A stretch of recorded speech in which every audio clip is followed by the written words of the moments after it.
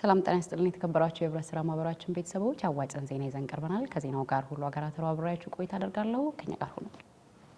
12ኛው ሀገር አቀፍ የህብረት ስራ ኤግዚቢሽን ባዛርና ሲምፖዚየም ሊካሄድ ነው። የኢትዮጵያ ህብረት ስራ ኮሚሽን ከአዲስ አበባ ህብረት ስራ ኮሚሽን ጋር በመተባበር 12ኛውን ሀገር አቀፍ የህብረት ስራ ኤግዚቢሽን ባዛርና ሲምፖዚየም ህብረት ስራ ከምርት እስከ ግብይት ከአምራች እስከ ሸማች በሚል መሪ ቃል ከጥር 25 እስከ 30 ቀን 2018 ዓ.ም ድረስ በአዲስ አበባ ኤግዚቢሽን ማዕከል ሊካሄድ መሆኑ ተገልጿል። በሀገር አቀፍ ደረጃ ለ12ኛ ጊዜ በአዲስ አበባ ህብረት ስራ ኮሚሽን ለ5ኛ ጊዜ እንዲሁም በጋራ ደግሞ ለ3ኛ ጊዜ መዘጋጀቱን የሁለቱም ምክትል ኮሚሽነሮች በጋራ በሰጡት ጋዜጣዊ መግለጫ ላይ ይፋ አድርገዋል። የኢትዮጵያ ህብረት ስራ ኮሚሽን ምክትል ኮሚሽነር አቶ ሺሰማ ገብረስላሴ ይህ ባዛር በአምራችና ሸማች መካከል ያለምንም ጣልቃ ገብነት ዘላቂ ገበያ ትስስርን ለመፍጠር ታስቦ መዘጋጀቱን ተናግረዋል። ህብረት ስራ ማህበራት ከምርት እስከ ግብይት ከአምራች እስከ ሸማች በሚል መርህ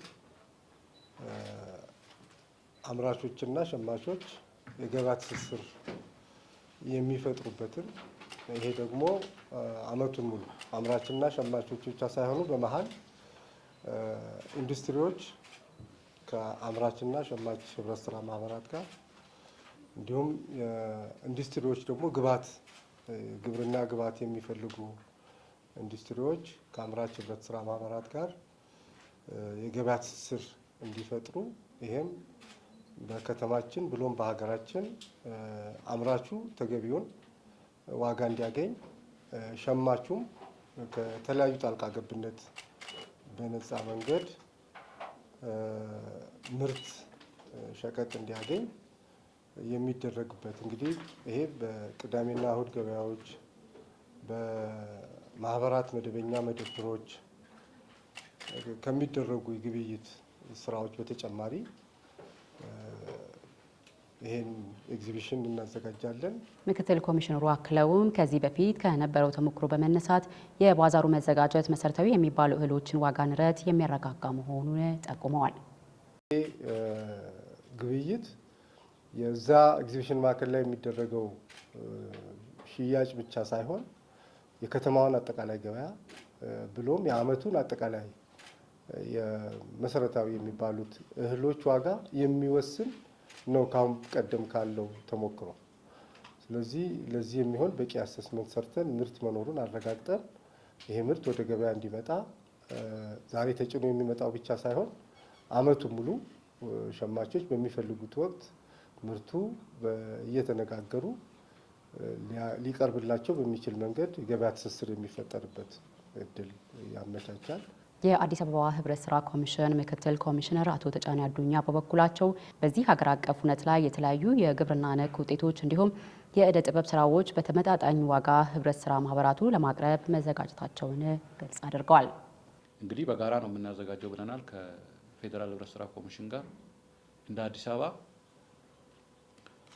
164 አጠቃላይ የህብረት ስራ ማህበራት ይሳተፋሉ። በዚህ ባዛርና ኤግዚቢሽን ላይ የተለያዩ ህብረት ስራ ማህበራት ናቸው ያሉት አዲስ አበባ ውስጥ። ከነሱ ውስጥ በዚህ ባዛር ላይ ጥቅሉን ስናይ ወደ 164 ህብረት ስራ ማህበራት ይሳተፋሉ። ከዚህ ውስጥ ሸማቾች አሉ።